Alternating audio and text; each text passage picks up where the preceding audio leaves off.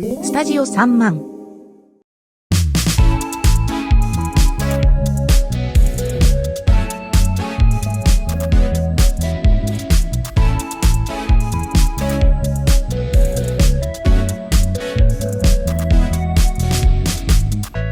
Welcome to Coasting, the podcast all about theme parks, rides and attractions from around the world from Nerd OD. Each week we'll bring you all the latest in theme park news, trip reports, travel ideas and more. We are your roller hosts, Dan. Oh dear. And Reg. And I think this is a perfect time to maybe run through our credentials. I mean, why should all the people at home listen to the ramblings of these two random internet folk on the subject of theme parks? I think I'll go first, okay? Okie dokie. So I've been going to theme parks since I was maybe 4 or 5 years old. I've got a picture of me and my mum sat on the Apple coaster at Alton Towers. Obviously, that was when I could only go on the kids' rides. I then remember graduating to the big boy roller coasters when we went to the Metro Centre, which is it's a big shopping centre in Newcastle, in the UK, which is where we're from. Not Newcastle, but the UK. And it has a theme park in the middle, or at least used to. I don't know whether it's still there. And there was an indoor roller coaster. And I was like, really want to go on that. I've been on like the Apple coaster and the Dragon coaster at On Tower. This is my next one. And I went on it and I hated it. I cried my eyes out. It was horrible. We had to go on the Ferris wheel afterwards for me to calm down. And then a good few years passed. And then I went to Camelot. And I was determined to go on the big boy coaster again. And I went on a ride there called the Tower of Terror, which is just a basic sort of two-seater roller coaster. Goes around a castle, but inside the castle is a loop, a vertical loop. And that was the second ever big coaster I went on, first one with the loop. And ever since then, I was absolutely hooked. Since then, I grew up going to Florida every summer and winter. Like, we spent many years going around Busch Gardens, Universal Studios. We went to Islands of Adventure the first year that opened. I've probably still got the t-shirt somewhere, but a t-shirt for Islands of Adventure that says inauguration year 1999 on it. Oh wow. It's amazing. I remember seeing that sprout up from, it used to be a car park for Universal Studios, and it just, over the course of a few years of us going to Florida, we just see more of this theme park get built. But been all around there, been to theme parks, obviously, so America, been to Japan theme parks, Spain, France, the Netherlands, all over the place. And I'm not finished yet, Reg. So many of my holidays are theme park related. Generally, whenever myself and my partner book to go somewhere, so he's like, let's have a look at what theme parks are in this place. So, yes, there'll be many trip reports coming from me, I'm sure, over the next however many episodes we get through on this. So how about you, Reg? Can you beat that? Can you live up to that? I'll be honest with you. You have me completely smashed down on location wise. Okay. I haven't been to that many countries to travel around all the different theme parks. However, I have been to several theme parks. So like yourself, when I first rolled a roller coaster, it was one of those mini fairs that come to town. And the travelling fun fairs. Yeah, the travelling fun fairs. And I went on like the ghost train, which was just, like cardboard doors with like ghosts painted on them. And then I went on like a little mini Wee Beastie dragon roller coaster, which was literally about 30 meters long. It wasn't long at all, but I was like, wow, this is like the greatest thing ever. But my mum and dad were always really dubious about theme parks, just mainly because you can't be in control of the actual vehicle you're in. So when I was a kid, I had to wait until my auntie and uncle would be like, oh, let's go somewhere. And I'd always be like, oh, this place sounds amazing. Camelot sounds like the greatest place in the world. Like, we can watch jousting, we can have medieval feasts, we can go on these amazing rides. So they took me to Camelot, and that was where my obsession started. So since then, I've been to theme parks up and down the UK. I've been to Salou, road theme parks there. Oh yes, we have fond memories of our trip to Port Aventura in Salou. Oh, good old Port Aventura, and of course the Florida theme parks, which is my happy place. That's your absolute obsession, right? Yes, so I'm utterly obsessed. So much so, I have a 2-year-old that I've already ingrained in his brain that he needs to go. Like he keeps taking loads of like toys affiliated with like Universal brands and like Disney brands over to my wife.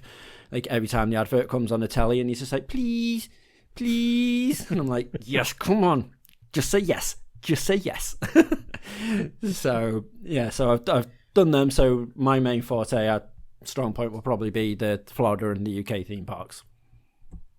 Okie dokie. Well, we'll get you over to like Japan or something at some point, Reg, I'm sure. I am dying to do this. As soon as we get some sponsors.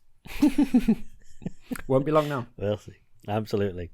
So, as we said before, we're going to be bringing you news, trip reports, things like that. I mean, one very important thing every single episode is the theme park news. Even in the winter seasons that we're actually coming up to, theme parks don't tend to stop. There's always something coming out that's worth sharing. So first up this week, we are going to talk about so there's a Guardians of the Galaxy roller coaster that's going to be opening next year in Walt Disney World. Yes, in Epcot. You'll be happy to hear the first story is about Walt Disney World. Cosmic Rewind it's going to be called. And I can't remember when you went there. Was this pavilion there? Because obviously Epcot at Walt Disney World in Florida, it used to be, when I used to go as a kid, it was the boring one. It was the World Showcase, which, you know, really impressive and everything, you know, all the different places around the world, but there were like 2 rides there, and then all the rides in the Epcot bit were just sort of boring educational things. There was a few decent rides, and there was a really good, well, Maelstrom, which isn't there anymore, it's now the Frozen ride. That was good in the World Showcase. But over the last decade, or probably a bit longer, they really started to try and make it good. Yeah. Is that going too far? You know, since they opened Test Track. So in fact, that must be about 20 years ago, Test Track at least. Mission Space, a bunch of other stuff. But the big one that I think is going to be the draw for Epcot coming up is this Cosmic Rewind, which there's not been an awful lot known about it until maybe the last couple of months. Indoor roller coaster is the main gist of it. But obviously we're at the stage now where rides just need to be that step above, and it can't just be another Space Mountain. So the ride vehicles have been have been revealed, and they're essentially, I think the closest thing I've seen to it is the Gringotts ride at Universal in Florida, which is like a roller coaster with a simulator on top of it. So the actual cars can move around on their simulator base. It can spin and look at, dependent on, you know, what is happening, there will be, as you're going around this roller coaster, it's going to slow down and it'll pass some, you know, some animatronics and some screens, some videos, some pyrotechnics, any of that sort of stuff, and the car can actually tilt and move and spin and move around and face the action as it's going. And in terms of actually, there's been a bunch of people, so if you go to this website Theme Park Insider, where one of the editors there got shown around the ride in not in the dark. Obviously, they're still building it, so without turning the lights off. So I don't know whether you've ever been on a ride that's in the dark where it's broken down and they've made you walk off it. Yep. So you get to see the ride in the light. It's like that, you know. So walking around, it looks, in the dark, they always look great. As soon as they turn the lights on, it's like, oh yeah, this is just a standard roller coaster indoors. But we're getting word of what sort of things we're going to be featuring. And the thing that really interests me, I think, so if you've seen the Guardians of the Galaxy films and any of the latest Avengers Endgame or Infinity War, there's a moment where they're in the spaceships and they go through these triangular like warp gates. Apparently they're dotted around, so as you're going through, you're flying through these gates and it sends you off to another part of the galaxy, which, and knowing Disney and knowing what they're capable of doing, there's going to be some amazing effects on that. Absolutely can't wait for that to open. I mean, this for me is going to be one of the most exciting projects that they're working on. I love the sound of Tron. Like, I know Tron's already open in Japan already, isn't it? So in Shanghai, sorry. It is. Yeah, so it's already open, so we've already seen that. But obviously, this Guardians of the Galaxy one is the world's first. It's going to be open up there, and it's also Disney's first proper 360-degree roller coaster that they've got coming into play as well. And yeah, as you've been saying, there's been a few websites which have been showing the sort of the inside of the track. And it also goes, it's a dark track, so it goes inside, but it also comes outside as well. So it's not always going to be in the ball. So you're going to be literally inside. Stuff happens when you go to visit Xandar, which is the part of the planet which you're going to go see. But then when you start off on your epic adventure, you're going to be ragging outside as well, doing some spinning, seeing where the action hits, and then you're going to be coming back into the building again as well. And if you just literally have a look on Twitter, anywhere on Twitter, and type in, the Guardians of the Galaxy Cosmic Rewind roller coaster, you'll see pictures of the track inside and parts of it outside as well, with people driving it, and it looks incredible. And if there's one thing which Disney are fantastic with, it's story building within their rides. Yeah, right? Absolutely. You cannot fault them for that. Even the most generic ride can be turned into something completely different and just stunning, just with their Imagineers. True. And yeah, I'm completely stoked. And the ride vehicles look insanely good.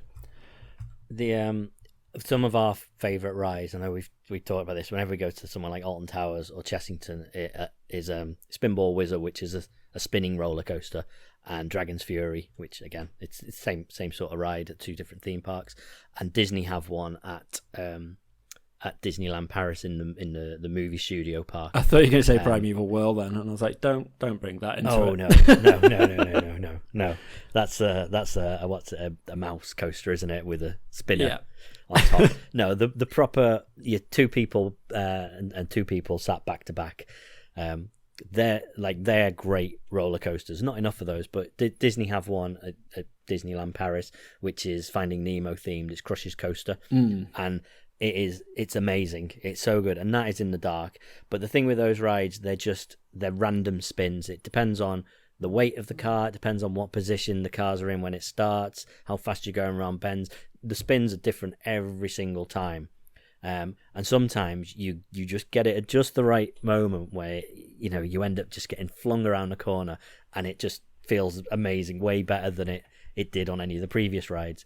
So this, I can imagine it's going to be great where the cars can point and pivot and look at the action, but also to have the controlled spin, to be like, to know exactly where the spins are going to be the most effective.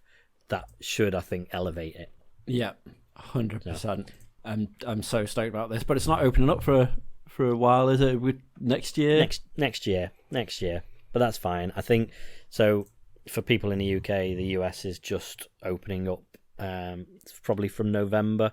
So I'd imagine it's probably actually coming at just the right time. You'll have that. We'll have the Tron ride. The Ratatouille ride has just opened today, actually, I think. So what are we on, the 30th of September? Yeah, I think so it's today that it opens officially. It's had its soft opening already, and it's been great. Again, it's just like the ride in Paris. Absolutely, again, and that's a great ride. That's a really good ride. But anyway, let's not go into that. In terms of something that's a little bit closer to home over our side of the world, still not amazingly close. This is in Italy. So Italy, there's a theme park called Gardaland. Hey, it's Europe. Fair enough. Bit more accessible for most of us. Get a cheap Ryanair flight from the UK to Rome for like 30 quid. There you go. Got a fun little theme park. They're opening the world's first Jumanji ride, which is not needed. I saw. Well, Jumanji's had this, a decent resurgence in terms of the first one was great, right? The original Jumanji, the Robin Williams Jumanji. Everyone loved it. Big hit, yet they never bothered making a sequel. Maybe it's just a comment on how Hollywood is today, where it's like, oh, we've got a popular film, let's make more. Yeah, because there was no reason to have a sequel. Maybe not. You couldn't have brought anything new to the table with it. But we thought that, and then we saw the trailer, and then we saw the film, and I think most people liked the new Jumanji films because they did put a decent twist on it, with it being a video game instead of a board game, and being sucked into the world instead of it coming into our world. So I don't know. I like the films, and I understand why that franchise is big enough to warrant a ride. I'm surprised at where it is. I mean, is it who is it that produce and release Jumanji? Is it Sony? It's Sony, right? yeah. So they don't really have any theme park links.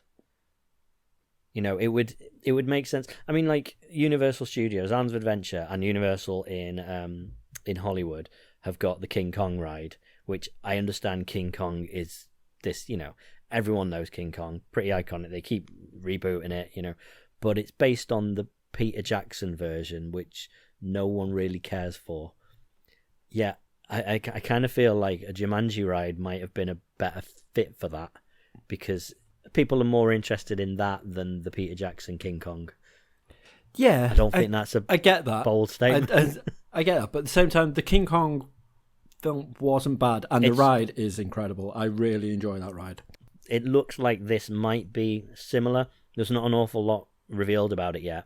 It's just some artwork, which is a load of people sat in a jeep going through the jungle. So it's apparently a dark ride. So it's probably going to be closest to something like Dinosaur at Disney, at Animal Kingdom, or in Disneyland in California. There's an Indiana Jones ride where you're driving around the Temple of Doom or whatever in a jeep. I say or whatever because it's not the Temple of Doom. No, not like or whatever it's called. You know, my issue with this Jumanji ride more than anything is it's going into one of the Merlin parks. So yeah, Merlin, they have a habit of duplicating rides. Yes, and that's where you're going, right? There's a lot of effort in putting backstories into certain things, but they just have a great thing of going, right, so this is going to be a jungle themed one, right, we're just going to put a few little animatronics, like even if they stretch it to an animatronic, it might just be like a couple of painted scenery bits that are here, there and everywhere, and some like lush fake grass that's going to be traveling around. I'm dubious how it's going to be.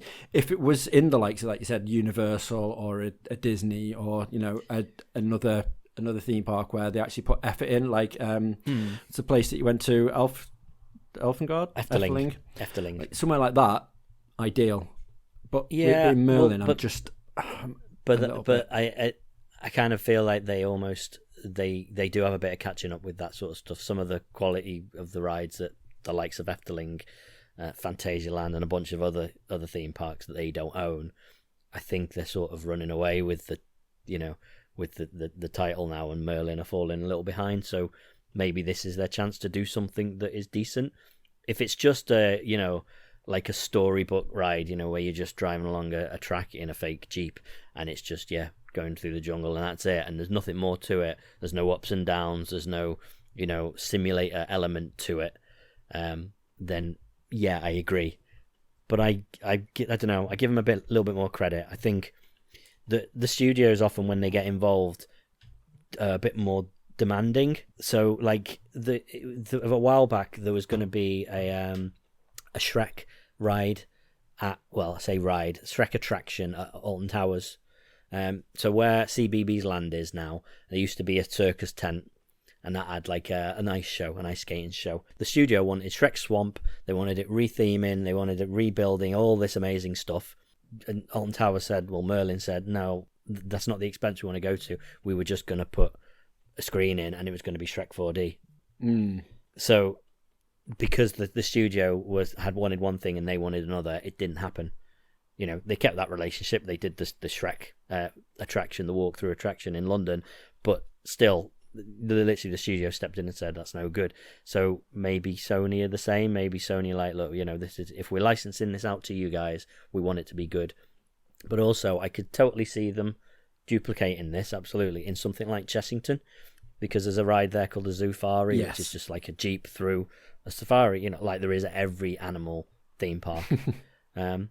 And that could do with an overlay. That could work. That's a fairly cheap upgrade to a ride to make it fresh and decent. So who knows? We'll see. We'll see what happens. But it looks interesting. It's opening next year though as well, and I'd not heard much about it at all. So maybe it's not going to be that big a deal. Yeah, the one downside with Jumanji, as a franchise put into a roller coaster, yeah, it's going to be quite thrilling because you'll have, all the different animals that can run wild. But the thing that would make it stand out a lot more is if they were, weird variations of the animals. They're just very stereotypical. Oh, look, there's a lion coming after me. The likes of the King Kong ride, as you're saying, you've got big, huge dinosaurs that hulking over you, flying over you. You've got Kong running alongside you, big, massive, giant apes. With Jumanji, Jumanji is almost like a complete aside. It's one of those typical jungle rides, isn't it? There's a poacher and he's after our animals. Let's stop and let's run him down. And then, oh no, a hippo's loose. That's exactly what it's going to be like. There's no reason for it to be a Jumanji-based ride, other than the name. Until you go into it, and hopefully there may be a bit of a pre-story to actually just a pre-ride story, just to explain. You've been sucked into this game, or do you want to roll the dice and see what happens? Oh, you land on this car, or what's the reasoning behind it? That's the key point for the Jumanji, the ride, just to make it a little bit different. But I've just got a feeling it's going to be a very generic jungle experience ride. Yeah, I think you might be right, but we're not got long to find out. Actually, 2022, apparently for the beginning of the season, so we will see. Okay, and for the last news story of this episode, we are heading to the complete opposite side of the world. We're heading to Universal Studios in Osaka in Japan. Woohoo!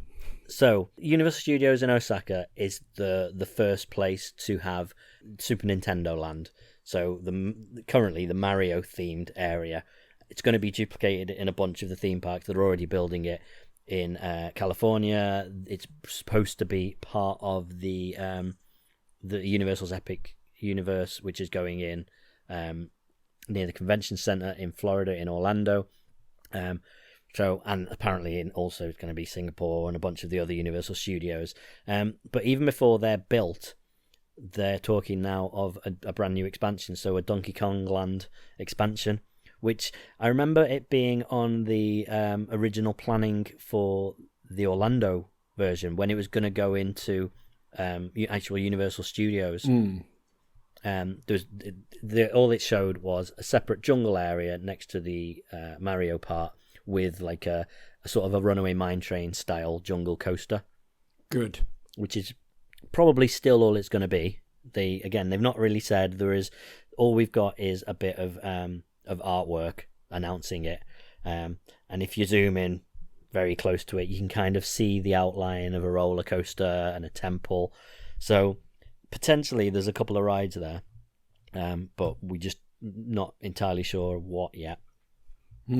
See, that my concern with the Super Nintendo World, right, is it looks visually one of the greatest things that's ever been placed in a theme park. I know I'm a gamer anyway, so the fact that when I see it, I'm looks like just being sucked into a game. But everything around it and the interactability when you're walking around with the power bands and you can do a lot of challenges, great. But there's only the 2 rides, and you're thinking, you've got the Mario Kart one, which apparently is great for the first 2 or 3 goes, and then it's nothing really exciting. And then you've got... it's the same with Harry Potter. When the Harry Potter land opened at Universal, you had one ride, essentially, and then a reskin of a ride that had been there since the park opened. So that doesn't seem to bother everyone. A lot of people, it's the experience of being, in Hogsmeade or whatever, or in this case, in Super Nintendo Land. It's all the surroundings and the walkthroughs and stuff. And so... yeah, great, they're adding more rides, but it doesn't necessarily... I don't think that holds people back from wanting to go. Yeah, I'm hoping, because it's not opening until 2024, is it? Oh yeah, this will be a long time, so it's only just started. It's a long time building. Sort of expansion. But we are hoping that, that needs to have that runaway mine train, because nothing's been officially announced, has it? They've said yet. It's just... they've advised it's going to be the Donkey Kong Land expansion. But they haven't specifically stated what's going to be inside it. Now, as you're going back to the games and going back to the original map where you're saying where you could see slight bit of a track, it needs to have... The minute you play Donkey Kong Country on the Super Nintendo, the minecart ride, you could be like, that would be an amazing roller coaster experience. And yes, if they can do this correctly, like they did with the Seven Dwarfs Mine Train in Walt Disney World, where you actually, you're outside, you rag around for a little bit, and then you go into the cave. With this, if like you can literally go into the cave again because you're going mining. With that in mind, you've got so many different screen techniques you can use to make it look as though you're doing mini jumps. There's so much you can add to it, which will make it outstanding.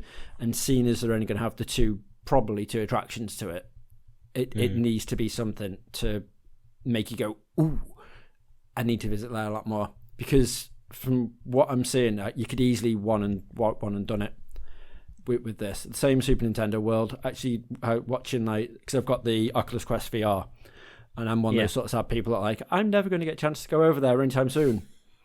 This is the only way I can do it. So I've walked around Super Nintendo World a couple of times just to try and get a feel of it and see what it's going to be like. Interesting. And yes, whilst it looks incredible, it's that small that you can easily, again, like the Harry Potter world and most things in Universal. Like Universal is my favourite theme park. It genuinely is. But it can easily be done within a day. And you don't have to go back there the next day to feel like, if you missed out on anything. And I've got the feeling it's going to be the same with this one. Once you've done it, you've done it. And unless you're a huge fan or you bought the power-up band because you're on a 2-week holiday or whatever, then obviously go back and keep doing it. But yeah, I think it just needs to have more likes of the Donkey Kong expansion when that comes out. Add more things to it to try and keep you in there, make you want to go back again. But at the minute, I think it's a one and done. So it sounds like you just need to wait until Epic Universe opens, because at least then it's one part of a huge new theme park that you've not experienced anything in. Yeah, but again, I will 1,000,000% be happy to go over to Universal Studios Japan, because I've also never ridden Back to the Future. Oh, well, it's gone. And I won't be able to do it in Japan either. No. But it got turned into a flipping Minions theme park. Oh, it did, yes. Yeah. I was really I've got all these fond memories of going to Universal Studios and going on a Back to the Future ride. It's one of my favorite films, and the ride was just, at the time, was amazing. And then it obviously went and it turned into The Simpsons, which is still great, but it just doesn't have the same feel and memories as the Back to the Future ride. And I was determined one day I would get to go on it again, and I knew that the one place that was at was Universal Studios Japan. And I was lucky enough, I don't know, maybe 5 years ago to get to go. And I went on it, and about 4 months later they announced that it was closing. So I was amazed that I just got in it at the last moment. But when I got there, I remember back when I used to go to Universal Studios, you'd see across the lagoon the Institute of Technology, the Back to the Future Institute, just huge thing looming over the lagoon.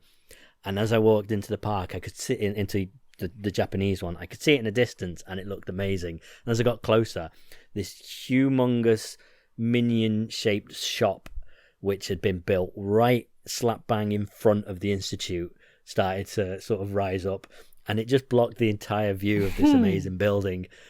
And I remember thinking, they're doing something with Minions. It's going to happen. I bet they're going to turn it into the Minions ride that's at Florida.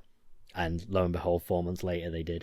And I hate Minions, by the way. You do? 2 things I hate in the world: Hex, any variation on the ride, Hex. Half an hour we lasted, Dan. Half an hour we lasted it had until to come Hex came up. I didn't want to be negative at all about rides, but I hate Hex and any Madhouse ride.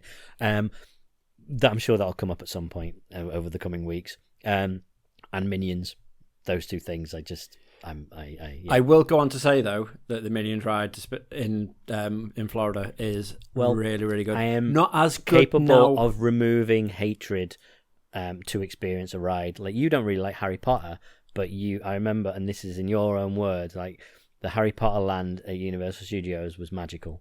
Yeah. So yeah. I detested Harry Potter up until we got to Universal. Yeah. And I had no interest in going in the Harry Potter world, because I was like, it's just going to be full of people wanting to do it all, and I hate the little bugger. I've just got no interest in doing it. And then all of a sudden I just seen literally like Hogsmeade, the entrance to it, and I was like, oh my God, that looks amazing. And then we went in there and did it all, which we'll go into in a different pod. But yeah, I came out of it and I was like, I might give that a go at some point, either reading or watching the Harry Potter, because it just took my breath away. But going back to the Minions ride, which has overtaken that, now in Universal as well, they've actually taken away the 3D element to it, so it's just a 2D now sort of simulator ride. See, I mean, I remember that ride when it was Hanna-Barbera, the Fantastic World of Hanna-Barbera, before it turned Jimmy Neutron. into the Jimmy Neutron's Nicktoon Blast. And it's basically the same ride, just with a different video. So I've always experienced it in 2D. I wasn't even aware that when it started, it was in 3D. Oh, right, yeah. When we went the first time, it was in 3D. But now it's... I wonder if that's just a COVID thing. No, they've taken it away completely. Oh, okay. So fair enough. It will forever be 2D now. Because it is a really fun ride. I'm sure it is. I'm sure it still is, even with the 2D. Right, well, I think that's enough out of us two for 1 week, Reg. I like it. I think it's been fun, and I have enjoyed it. Coming weeks, like I say, we've got lots planned. We've got some sort of we'll have a few trip reports. We've got some suggested itineraries. If you go to particular places around the world, we're going to be looking at certain countries and what theme parks they have to offer. You know, where you could visit if you're traveling. Also looking at defunct rides that have been removed, rides that kind of hold a lot of memories, and future attractions. So stick with us. We'll have a lot more to talk about.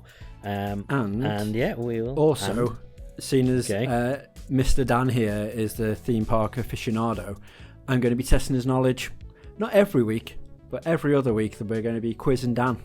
So you hadn't told me about this. I haven't. So if you do have any suggestions for any questions or anything you might be able to throw in with, drop me through a quick email at reg@nerdod.com, and I'll include them in future episodes. And if you want to email me the answers as well, it's dan@nerdod.com. And also you can follow us on obviously Twitter, Facebook. They're both at nerdod. Instagram is nerd_od. And we are on the YouTubes. We have lots and lots of theme park videos from all over the world. Trip reports from Efteling, from Port Aventura. All over. And lots to come in the coming weeks. I've got a Merlin road trip video coming up soon. And also a report of Tivoli Gardens, which is an amazing theme park right in the centre of Copenhagen in Denmark that I went to earlier this year. So keep an eye out for them. Right, and thank you for listening.